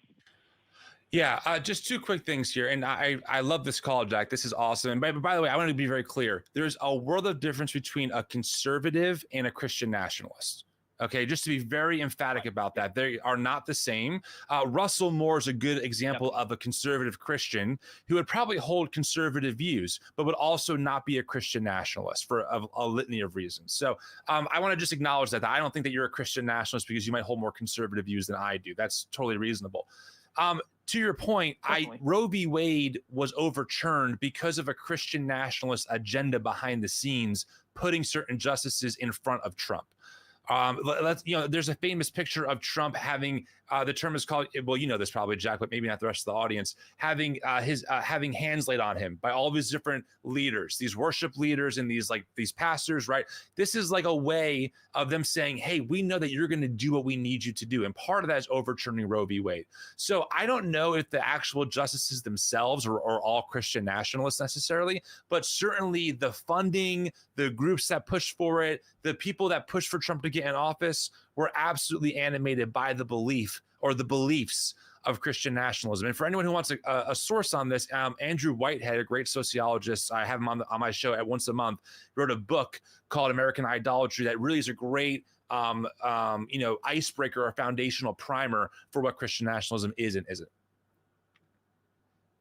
Right. So I guess like my question is like, so yes, I've seen that picture of like, a lot of the Bethel people, Greg Laurie, Michael Tate from Newsboys, like, a bunch of like, influential, Christian musicians, pastors, et cetera, et cetera, et cetera, praying over Trump. I get that. I guess my next question with that specifically is like, well, I guess I have two questions. So they're different, but they kind of go together. So like with the praying over Trump, a lot of these people, even though, yes, a lot of them did support Trump, they said, hey, if the opportunity came up, we would gladly go pray over President Biden. And some of them even prayed over President Obama. And they said the only reason we haven't is because we weren't invited. So I guess like, what's wrong with praying over the president, even if we personally don't agree with them? Like they said they would pray over someone who they completely disagree with, and they would be on, like Greg Laurie even said, I would be on President Biden's faith council. He hasn't asked me though. That's the only reason I haven't been on his faith council. Yeah. So I guess that's part one. But okay. And then the other thing is, I know you've talked a lot about, especially over the past few months, about how our democracy is at risk. In a way, I do agree with that. But like, I guess my question is, and if this is a trigger warning, you don't want to respond to this, cool, jump over it, whatever. I won't be offended. But like back in the 1800s, a vast majority of people supported slavery. So wasn't technically making that illegal, wasn't that anti-democracy? Like, I guess what's the difference? Well, we fought a civil war over slavery. I just think that overall the circumstances were very different than what we're dealing with now. And I do want to be careful because I represent a nonprofit organization. So me personally, I don't want to come across as, saying the wrong thing that could get my own status in jeopardy. So I'll just kind of be a little vague here and kind of broad, just to answer your question. And you can also DM me on my Instagram. I can talk to you more about this offline for sure. I love DMs. But just to be clear, I actually responded to Greg Laurie saying that on my Instagram. And my point to Laurie was, I said, because Greg Laurie claimed to have all this influence with the former president, right? And my response was, where's the influence, dude? Like, I mean, but we can all see the fruit of all of that stuff. We all saw what happened on January 6th. So maybe the next guy who got in office was like, maybe I don't want that guy in my ear, given the fruit of that, So that's kind of how I think about this. And frankly, and this is pure speculation on my part, so you can take it or leave it. I fully understand if people would disagree with me. Given my understanding and experience, and also awareness of how people like President Obama was treated by white evangelicals, I actually don't believe the claim that these people would go to the White House to pray with those people. Maybe some of them would, but at this point, the evangelical fundamentalist world is so militant that any evangelical pastor who would go to the White House to pray over a Democratic president would be absolutely lambasted by his own people. And I know this because I'm watching it happen on Twitter all the time. As you know, Russell Moore, who again, a conservative non-affirming, pro-life evangelical has been tossed to the side like roadkill by a militant fundamentalism because he dare say that maybe the MAGA movement is not very Christ-like. So I just don't really buy the argument, although, again, that's more speculation. That's kind of my response to that. Yeah, I mean, we've had a Democratic president for the last 4 years, that plenty of people can come up and say, you know what, let's go and pray for this person. And I just personally haven't seen the same for, let's say other candidates, but anything else, Jack?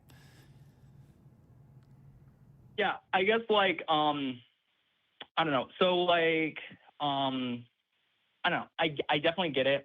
I don't support, Christian, bases in law, I guess, necessarily. I don't support, I don't think we should make a laws out of the 10 Commandments. I don't think that would be good, though I do think murder and stealing, those violate, our, basic human rights. So yes, I'm okay with those things stay illegal, obviously. But the thing is I don't know. I mean, I think, the thing is that, I don't know, my only question is a bunch of people, I guess this bothers, just what doesn't sit well with me. And not just with you, I have nothing against you, Tim, but the thing is, okay, I'm just trying to figure out the best way to put it. I guess, I get, democracy matters, but the thing is a vast, a vast majority of people supported slavery in the 1800s. And people said, no, this is not right. This is a sin. We can, well, not sin necessarily, but this is an injustice. We cannot allow this to keep going on. And people fought against it, which was great, but they did that. But I guess, why is that different than Christians or, yes, even atheists? Because there are several organizations that I even personally follow. And I'm even, friends with a few people from these who they're pro-life atheists or pro-life agnostics or any other groups. Why is that any different than them saying, fighting against abortion, I guess? I mean, the ultimate answer is one was race-based chattel slavery, enslaving fully sentient born human beings for life and usually sexually assaulting them in the process. And the other, we're talking about what happens when someone gets pregnant, oftentimes unintentionally, or gets pregnant in a world where they can't afford to have a child. And and also the fact that most abortions happen before the first or before the second trimester. So I just see these as kind of apples and oranges. And Jack, I understand. Let me just empathize with you. I understand where you're coming from. I really do. And I don't want to make light of what is a very serious topic and how we navigate, very key issues. We have to talk about abortion. We have to have real conversations about that. That's totally fair. But to kind of, I hear often some people in this world kind of equate the two, which is why there's what's called the abolitionist movement, right? It's these abortion abolitionists who have literally appropriated the term and who now want to punish women who get abortions because their logic is abortion at any stage is murder, and therefore the person getting an abortion and the doctor performing it are murderers, which honestly is the pro-life logic taken to its logical conclusion. And I know that because at age 15, I wore a shirt that said abortion is homicide on the front of me. It was in all caps. That's what I was taught. So they're actually being logically consistent. But I think that movement is incredibly dangerous. And honestly, as we've seen with the data, like Texas, for example, when you restrict access to abortion, infant mortality rates have gone up, not down. It has the opposite effect. So I know that we're a little long-winded here. And again, I'm happy to talk to you offline. I've interviewed leading embryologists who are in the top of their class, leading the charge on IVF and what it is. You can go back to those episodes and listen. You can DM me anytime. That's just kind of my take on it. Yeah. And I mean, real quick, Jack, I'll give you just a few, 30 minutes, 30 seconds to a minute for a response, and then we'll let you go. Does that sound good? Yeah. All right, great. Go ahead. Yeah, definitely. I guess, for me personally, I'm, and I know, maybe I'll DM you later and we can discuss this more, Tim, because I know you'll have more questions, which is quite cool. But, I guess for me personally, I'm not, I don't stand with the abolitionist movement because I think that women are just as much victims as the children. So it's kind of like how, I think the person who's performing the abortions, I think they're the ones who should be punished. Kind of like how you when with the drug addict and the drug dealer, it's usually the drug dealer who goes to prison, not the drug addict. But yeah, I guess that's just my opinion. But yeah, sure. Yeah. All right, Jack. Well, thanks for calling in. Hey, appreciate your time, man. Thanks for coming in. That was a lot of fun. Yeah, enjoyed it. Appreciate that conversation. Gosh, I have so many thoughts that I want to say to that. But we got another caller here, which I think is gonna be really good. And then I think we'll do that last call. But I don't know. I don't know what I want to say that is gonna drag the conversation down even more. I think what you said was really good. I'll say from the atheist perspective, why I am interested in Christian nationalism not being, the de facto mode of operating.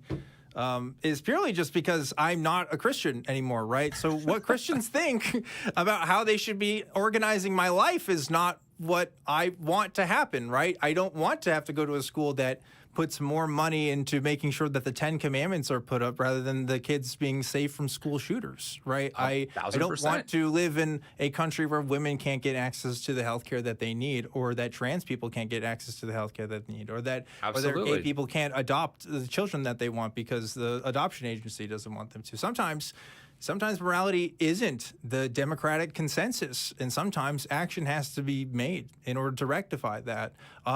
What you think is going to be right or wrong, that might depend on your value system. What I care about is human rights, though, and what I care about is the interests of human beings. And Christians' interests, by and large, whether they're on my side or not, that matters less to me. I matter about the person, regardless of their belief, more importantly in my own personal hierarchy. But there you go. Well, just to be clear, there are Christian nationalists out there, mainly a guy named Stephen Wolfe wrote the book A Case for Christian Nationalism, who has said on the record that in his world of Christian nationalism, atheists are thrown in jail, blasphemy laws are enforced, and atheism is crushed. I mean, I literally have a quote from him saying this on his podcast on my Twitter. Like, you can pull it and prove it. So, I mean, frankly, I'm concerned for you as well, because there are Christian nationalists out there who, if they get the power that they want, we're living in quite literally the Handmaid's Tale, and the fact that many of them don't care about democratic norms and don't care about, working with their neighbor, but they care about conquering their neighbor, it's incredibly problematic to me.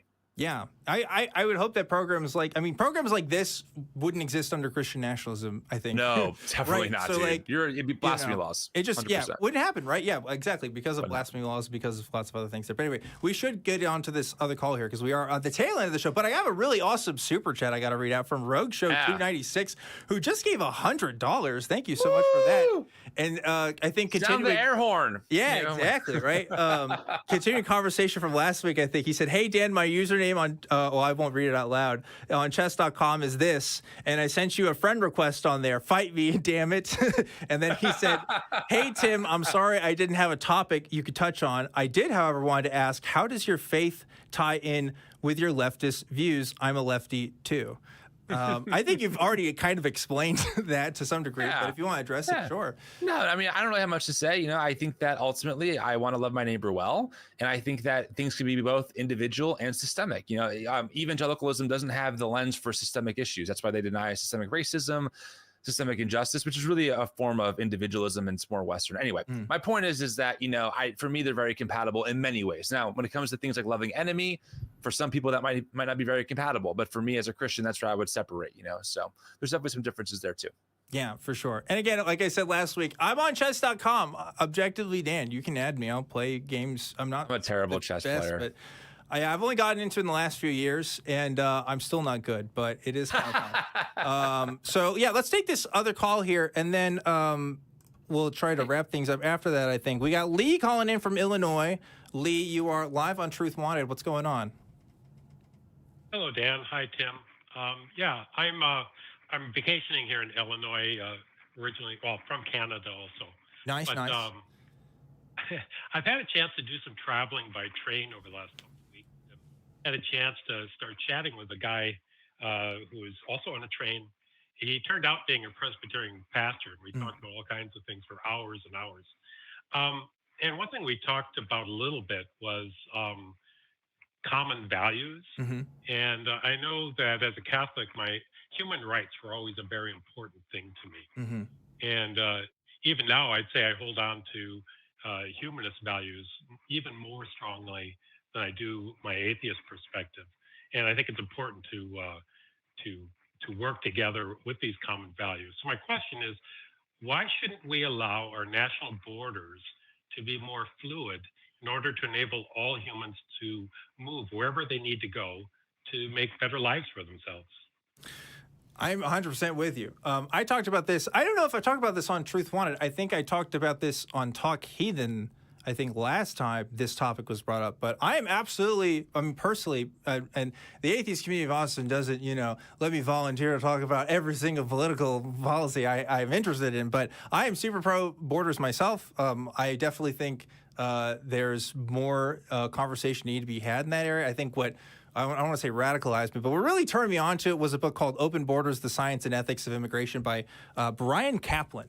And I think the argument can be made, even if you are the most hardcore pro-capitalist, like, okay, what's in it for me, that open borders are good for pretty much everyone, right? Why is it that I get to grow up in this country that's supposed to be awesome for my economic opportunity and other people don't because they live 50 miles, 100 miles, 200 miles just on an arbitrary line away from me, right? It's not like the people that first got here, like, we're like, oh, yeah, we get this stuff for sure, but the rest of you guys, forget it, right? Like, what? So some guys a couple hundred years ago made up some lines, and now other people don't have access to economic opportunities. Why?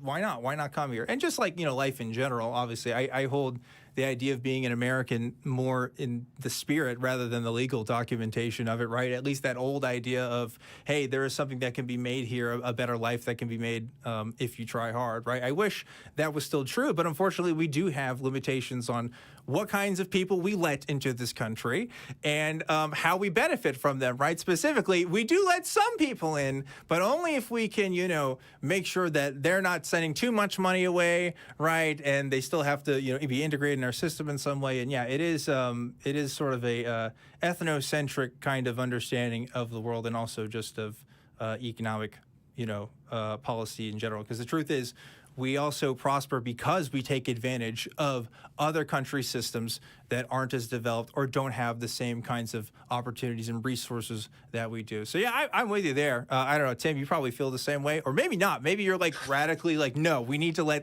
take these immigrants away. I don't know. Maybe that's your take. No, probably not. That's definitely not my take. I try and be honest about what I know and don't know. I just don't know enough about this topic to have like a real strong, here's the solution. That book sounds very provocative. I'm certainly open to hearing it. I definitely, let's be very clear.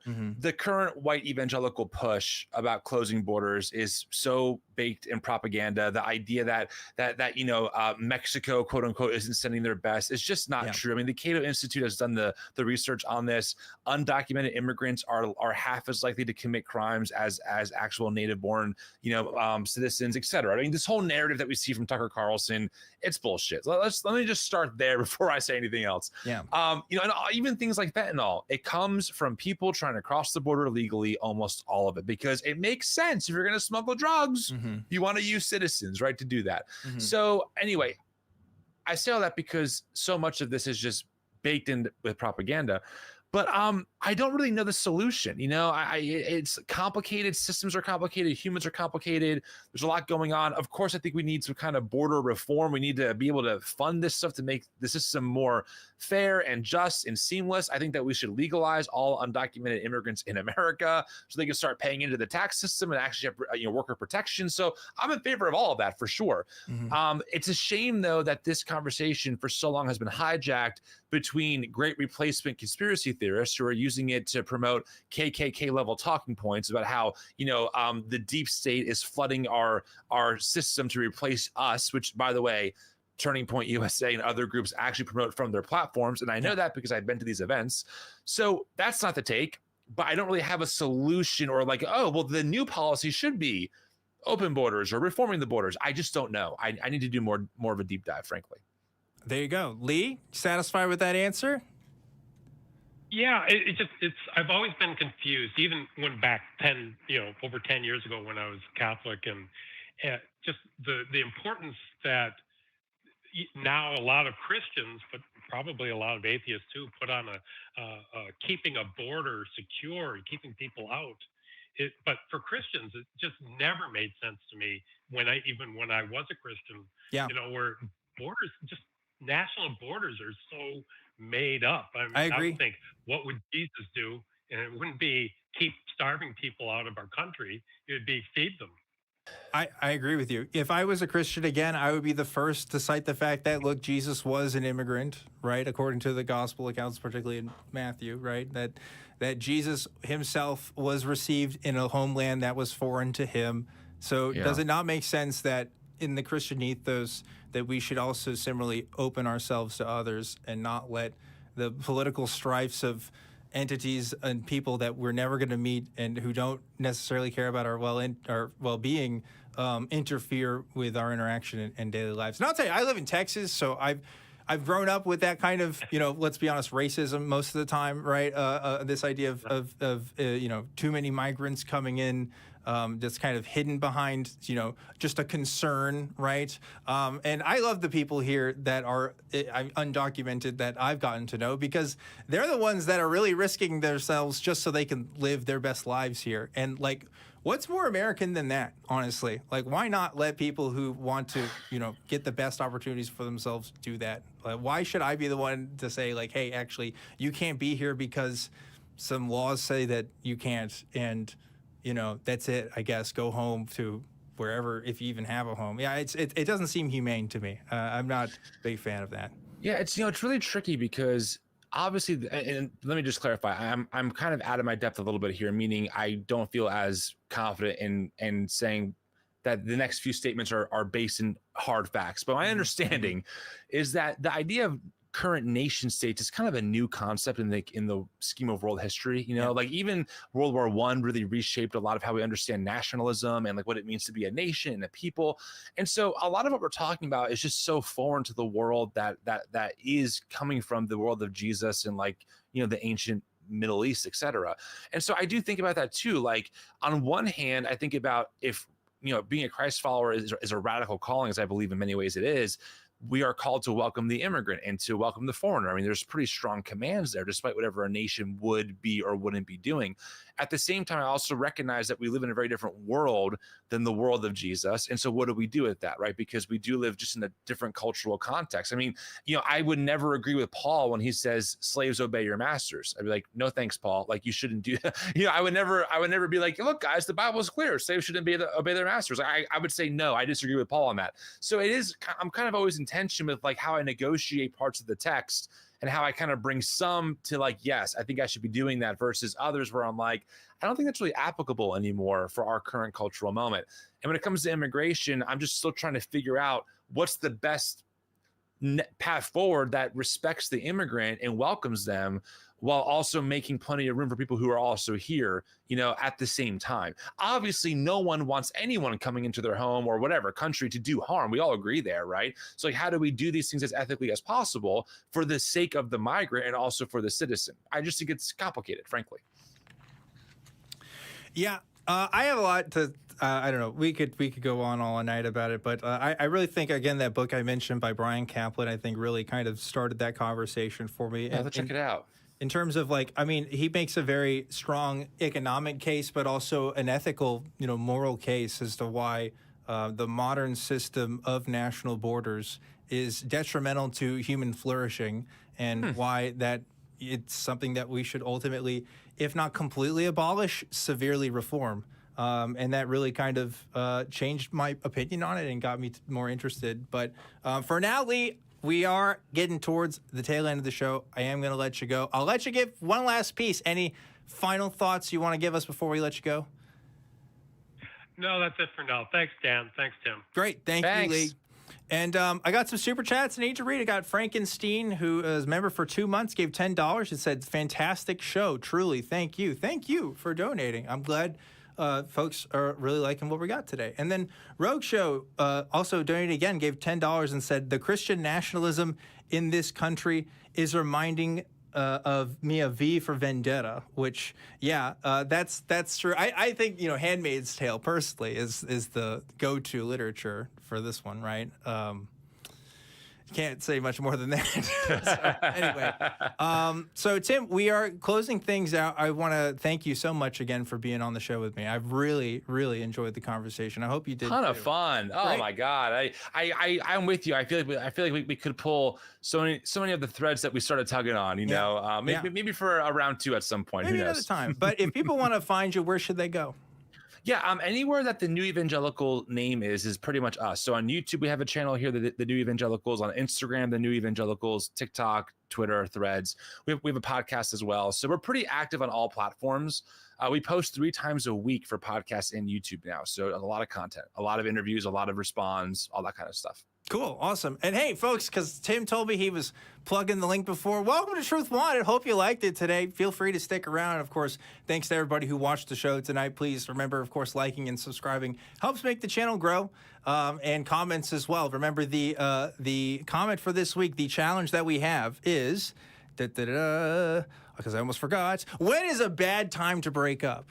Okay, so that's the comment challenge for this week. So leave a comment below, and we'll pick the top 3 for next week. I want to give a special shout out to Kelly for being back up tonight. Thank you so much, Kelly, who's hanging out in the Discord server. Oh, no, he's not in the Discord. He is hanging out with us right now. Hey, Kelly. Yeah, I'm right here. Hey, how you doing? Thanks so much for backing up and listening to us, monologue for minutes on. It was a great show. Great. Yeah. Yeah, Tim, so you too. were awesome. I really enjoyed listening to it. You were great. Thank you. It's really kind. I appreciate it. Awesome. And with that, folks, we are going to end tonight's broadcast. Thank you to everybody for watching the show. Remember to always keep wanting the truth. And I'll see you next time.